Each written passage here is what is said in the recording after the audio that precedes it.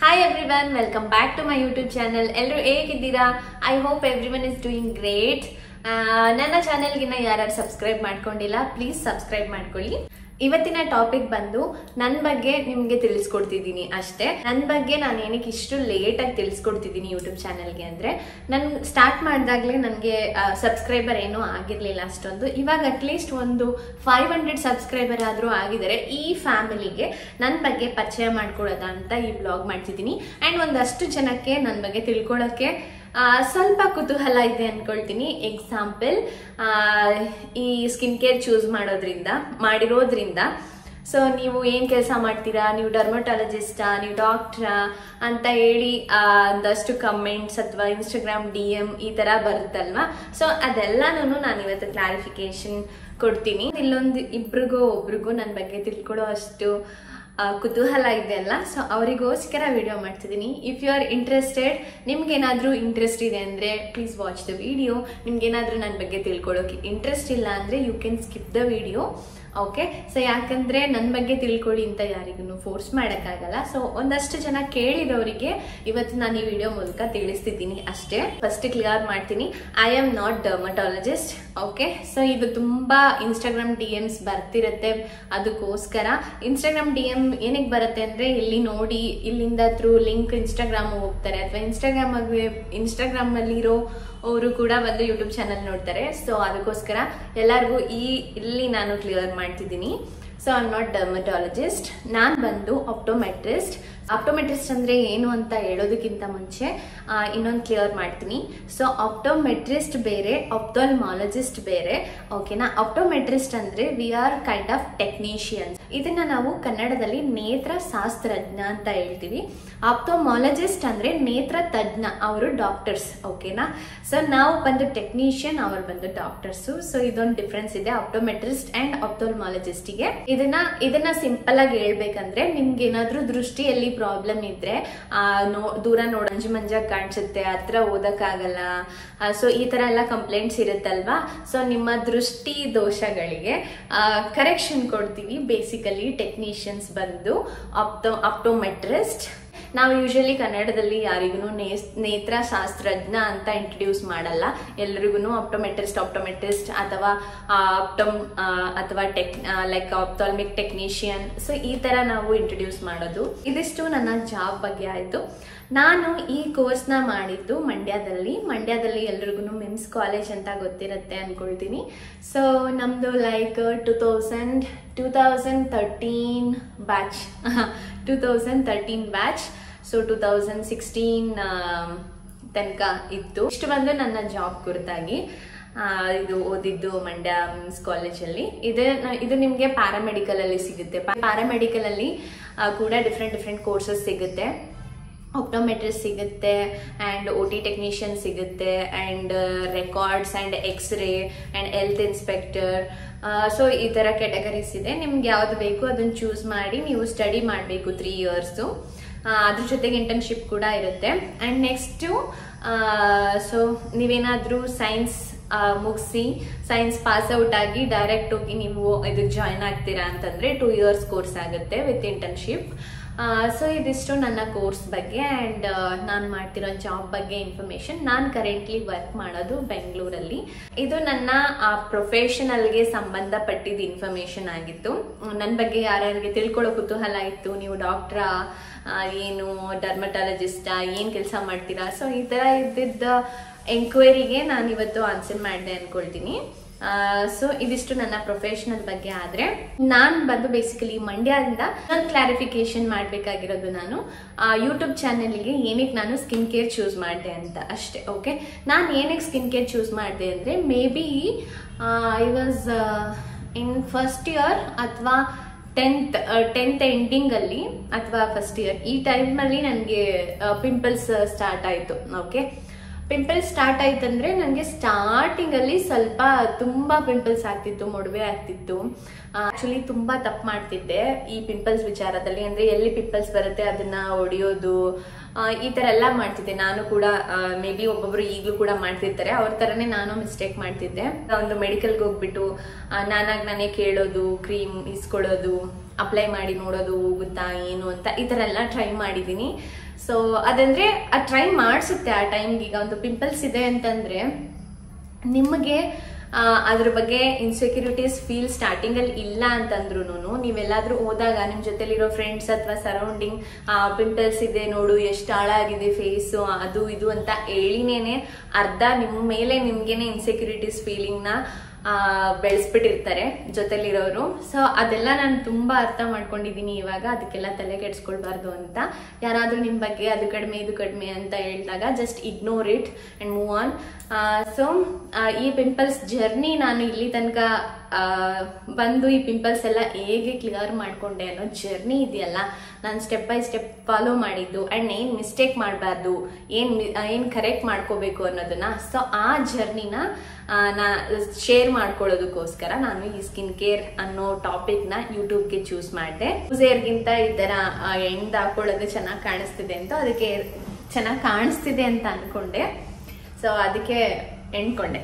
Okay, so ನಾನು ಬಂದು ಈ ಫೇಸಲ್ಲಿ ಪ್ರಾಬ್ಲಮ್ ಬಗ್ಗೆ ಮಾತಾಡ್ತಿರೋದು. ಈ ಪಿಂಪಲ್ಸ್ ನನಗೆ ಜಾಸ್ತಿ ಇತ್ತು. It's not like ಆಕ್ನಿ prone skin ಆ ಥರ ಇರಲಿಲ್ಲ, ಬಟ್ ಯಾವಾಗಲೂ ಪಿಂಪಲ್ಸ್ ಇರ್ತಿತ್ತು ಅಂಡ್ ಡಾರ್ಕ್ ಸ್ಪಾಟ್ಸ್ ಇರ್ತಿತ್ತು ಅಂಡ್ ಅದೊಂದು ಸ್ಕಿನ್ ಟೆಕ್ಸ್ಚರ್ ಹಾಳಾಗ್ತಿತ್ತು ಆ ಪಿಂಪಲ್ಸ್ ಇಂದ. ಲೈಕ್ ಡಾರ್ಕ್ ಸ್ಪಾಟ್ಸ್ ಪಿಂಪಲ್ಸ್ ಯಾವಾಗ್ಲೂ ಇರ್ತಿತ್ತು. ನಾನು ಇದಕ್ಕೆ ಮನೆಯಲ್ಲಿ ಅಕ್ಕಿ ಹಿಟ್ಟು ಏನ್ ಸಿಗುತ್ತೆ ಎಲ್ಲಾನು ಟ್ರೈ ಮಾಡಿದ್ದೀನಿ. ಕಿಚನ್ ಅಲ್ಲಿ ಏನೇನ್ ಸಿಗುತ್ತೆ ಎಲ್ಲಾನು.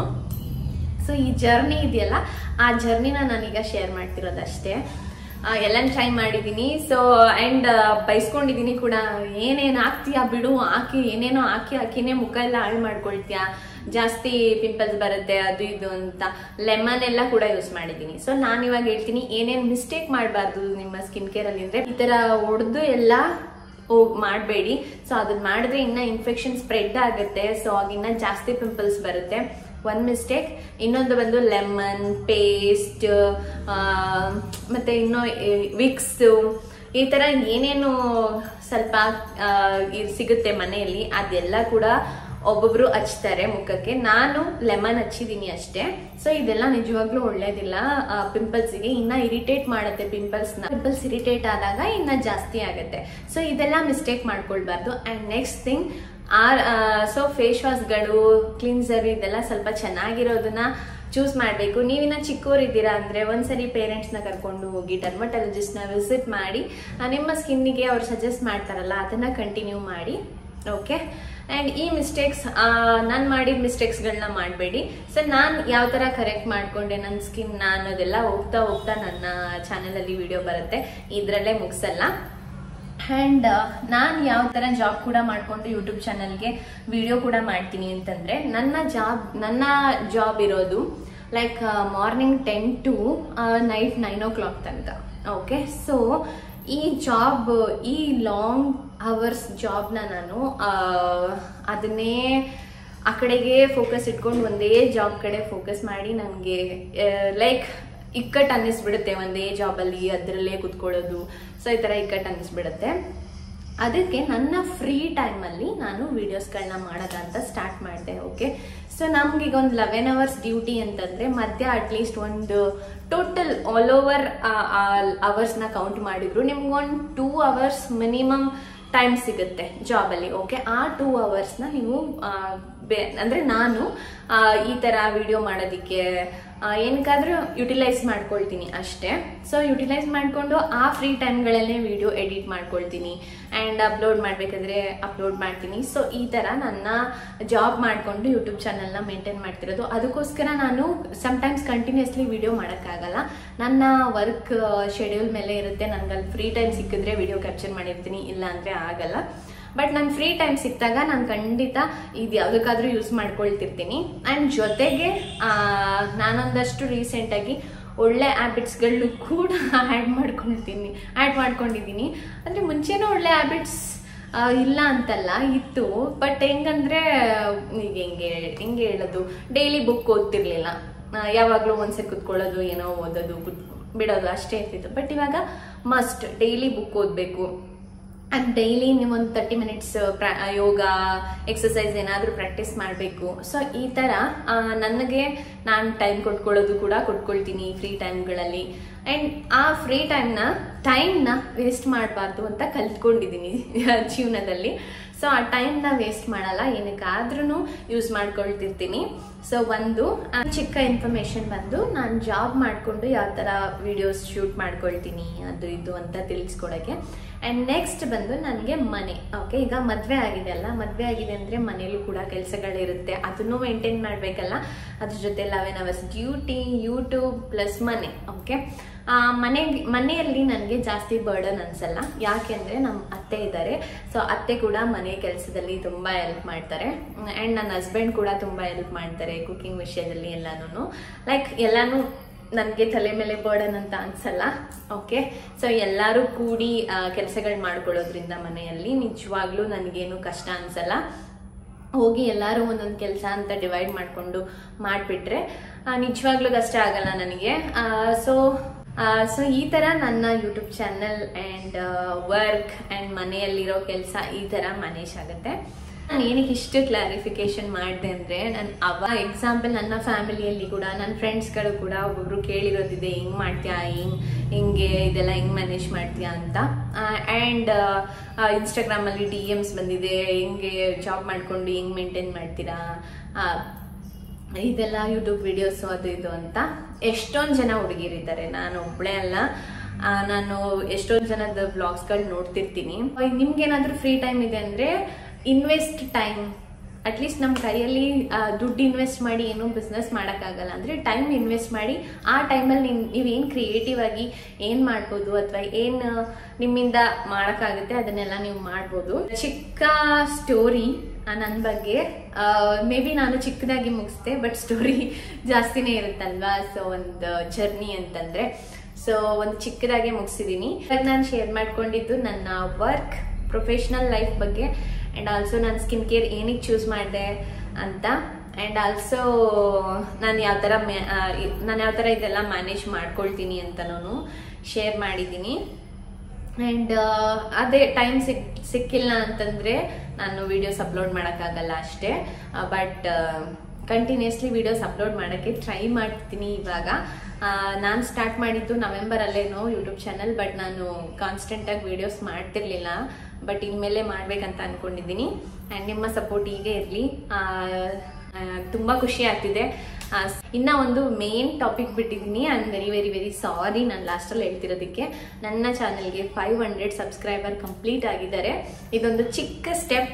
ಓಕೆ, ಸೊ ಈ ಚಿಕ್ಕ ಸ್ಟೆಪ್ ಇದೇ ತರ ಪೀಕ್ ಆಗಿ ತಲುಪಲಿ ಅಂತ ನಾನು ನನ್ನ ಚಾನೆಲ್ಗೆ ವಿಶ್ ಮಾಡ್ತಿದ್ದೀನಿ. ನಿಮ್ಮ ಸಪೋರ್ಟ್ ಕೂಡ ಹೀಗೆ ಇರಲಿ. ಆ ಪೀಕ್ ಲೆವೆಲ್ ನಾನು ತಲುಪಬೇಕು ಅಂತಂದ್ರೆ ನಿಮ್ಮೆಲ್ಲರ ಸಪೋರ್ಟ್ ಇಲ್ಲ ಅಂದ್ರೆ ಆಗಲ್ಲ.